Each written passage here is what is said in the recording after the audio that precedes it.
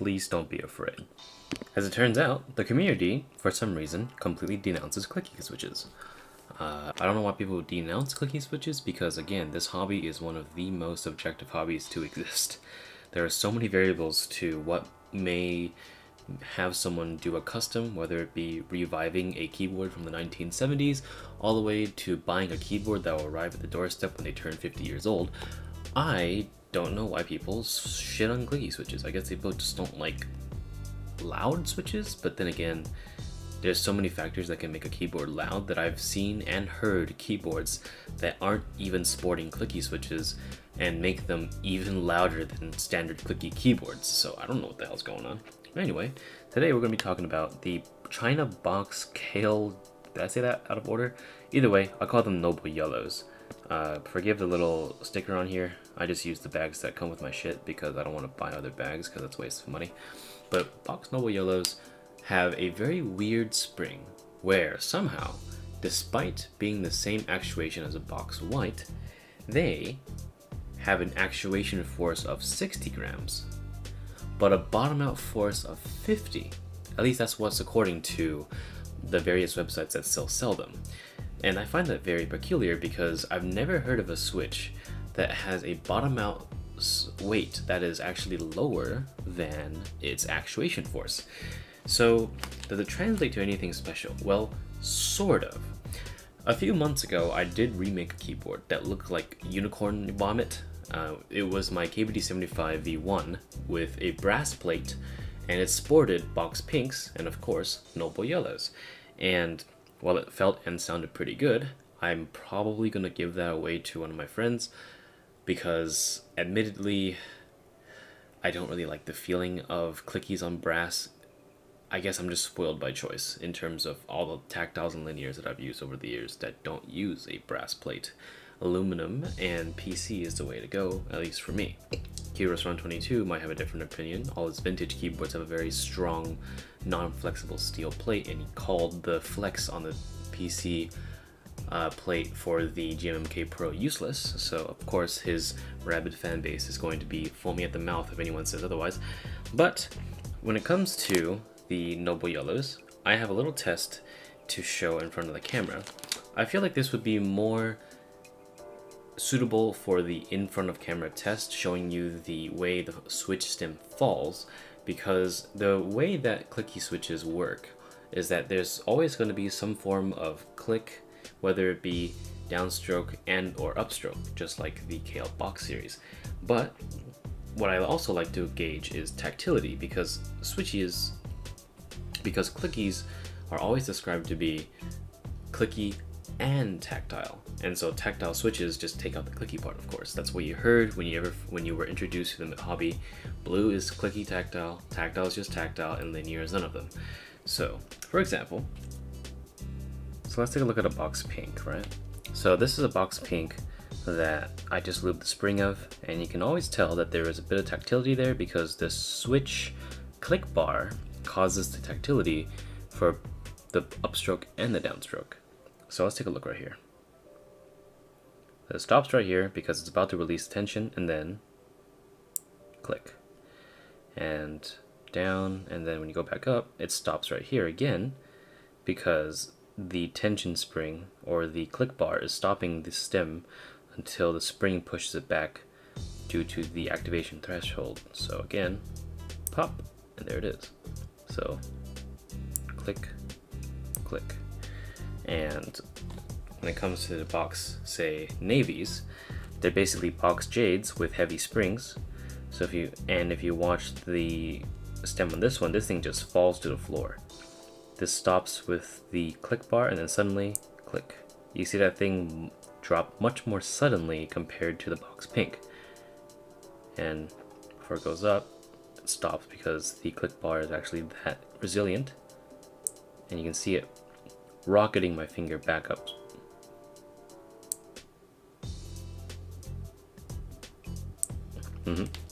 So what's the case in the box Noble Yellows? They are, I'd say, I like to recall them as middle ground, but unique. I know that's just a bunch of gibberish, but So the feeling is, the downstroke is just like a box pink, right? But then it has a very light fall.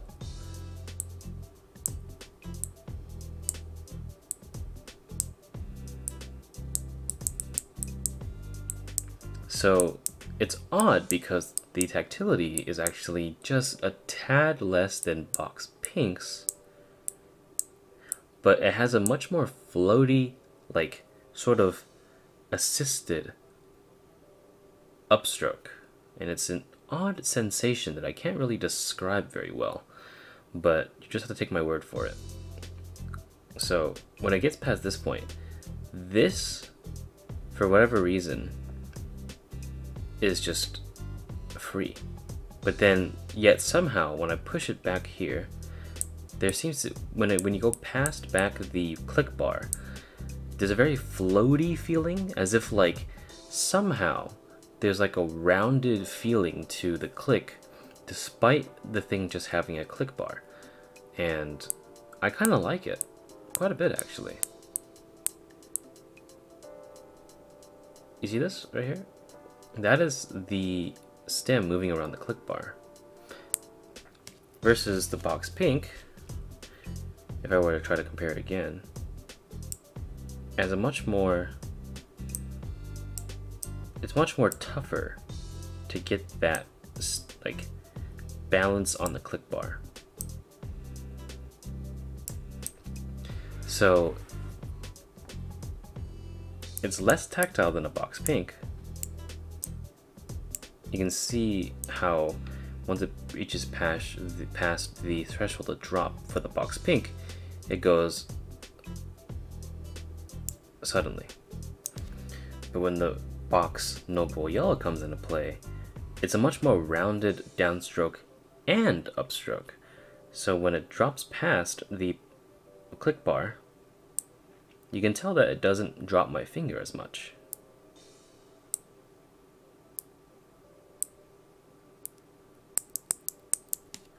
So that results in a sort of on the clouds sort of feeling when you type on them. And it reflects in the typing experience because despite the brass plate that I've had on the KBD75, I actually found myself bottoming out less harshly on the Noble Yellows because they are my main alphas, versus the modifiers and such that were box pinks, where I was just slamming those guys down. And keep in mind, I don't use anything but my pinkies and such on the modifiers. So if the modifiers are going to be the ones that I bottom out on my lesser strong fingers, then I'd say the Noble Yellows are pretty serviceable if you have that niche feeling where you don't feel like bottoming out on your clickies, yet you still like an enjoyable sort of assisted. I don't know how to really explain it. It's just a very assisted feeling in terms of typing, where the click is elevated with like this sort of round feeling. And I don't know what kind of like gibberish I'm kind of spewing out. It's very, very difficult to describe, and you can barely get a hold of these switches anyway, so I'm not sure why I'm not making, so I'm not really sure why I'm making this video, but why don't we have a little sound test now? Because I'm done spewing garbage at this screen. So on to the acrylic switch testers. Thank you. Alright, we're back. We have our 3 switches, and let's take this beauty out because it is an unfinished project. I cannot tell you what it is. This should be a familiar sight. It is the 9x9 acrylic switch tester from KP Republic, and all these switches are spring lubed. I don't really, actually, no, these are stock. The other ones are spring lubed inside the little cubby over here, but we're going to be focusing on the spring lubed ones later, as of course not everyone has the ability to open up their switches and spring lube, of course. So let's try the box pink first. Bring it up close and have at it.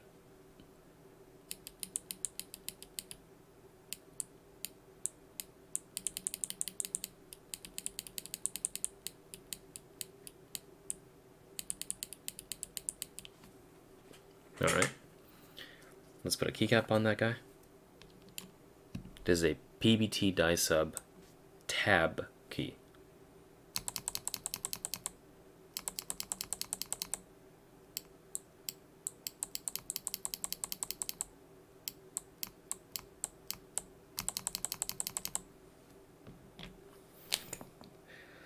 Let's try the box Noble Yellow now.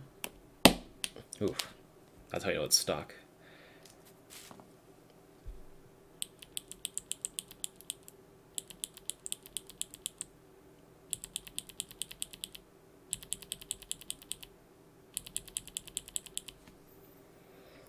It's already pretty deep sounding, which is actually pretty surprising to me.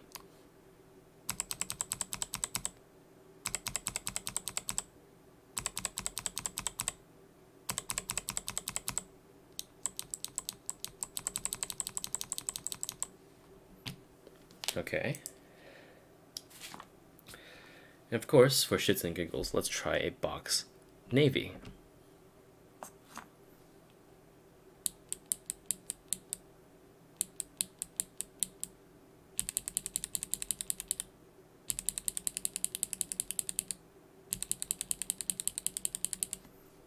And of course, the keycap.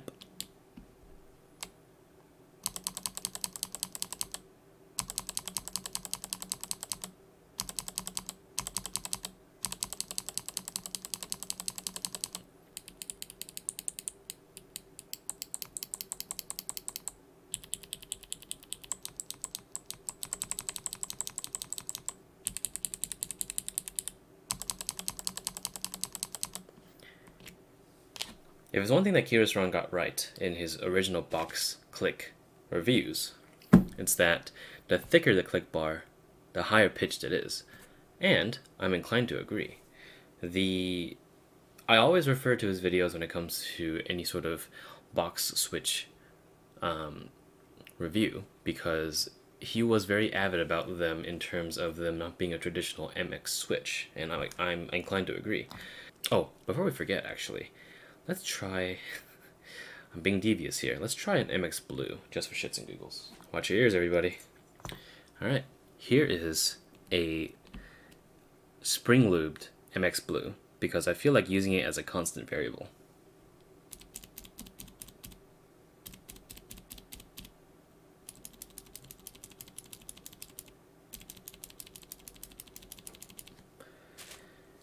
With a keycap.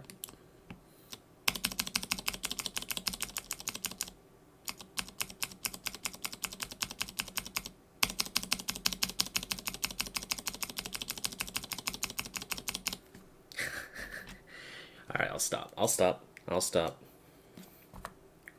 Alright, let's spring lube these things. Now, let's try these things spring lubed. We've got Noble Yellow lubed, we have the box pink lubed, the box navy lubed, and of course the lubed Cherry MX Blue, which I'm really sure you're going to be glad hearing that thing again. So, let's start again. And I don't think the comparison will be necessary this time, because it doesn't really matter too much whether or not you spring lube your clickies, but that's a personal preference of mine, because I prefer more click than the spring ping, you know what I mean?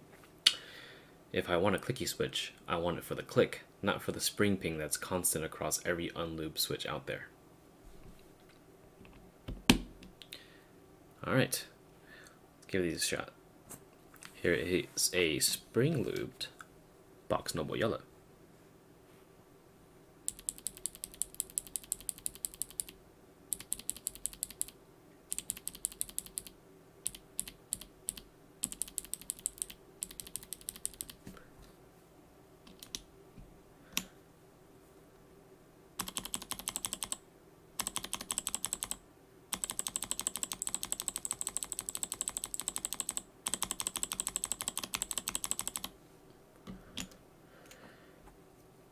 Box pink going in. One of my review bra now.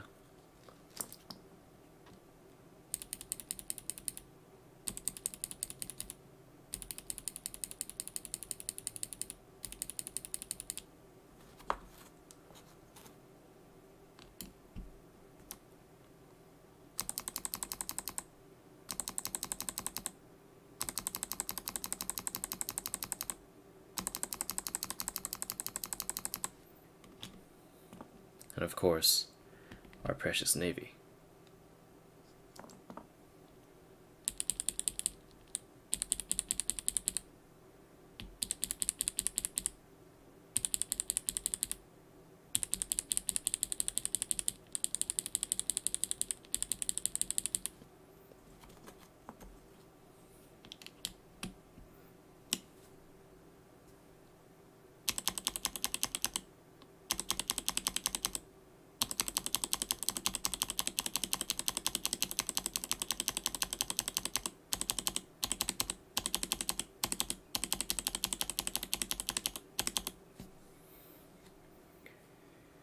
And of course, the dreaded but mandatory Cherry MX Blue.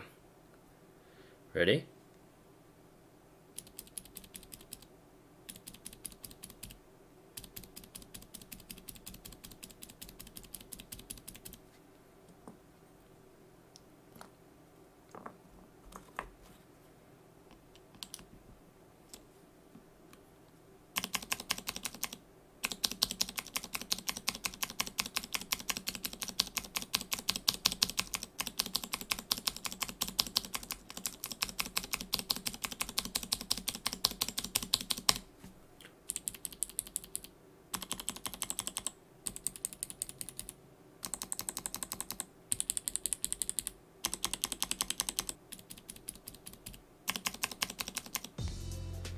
Okay, and that should be it.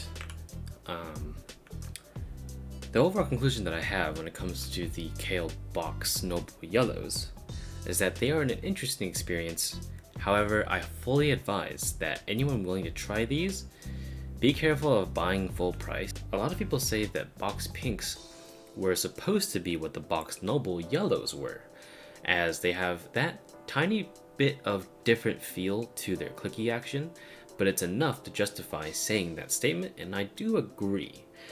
I personally am a fan of the Box Pinks more than the Box Noble Yellows, however I do enjoy the Box Noble Yellows quite a lot. So by saying that I like one more than the other does not automatically say don't buy that Switch. Do I recommend Noble Yellows? Yeah.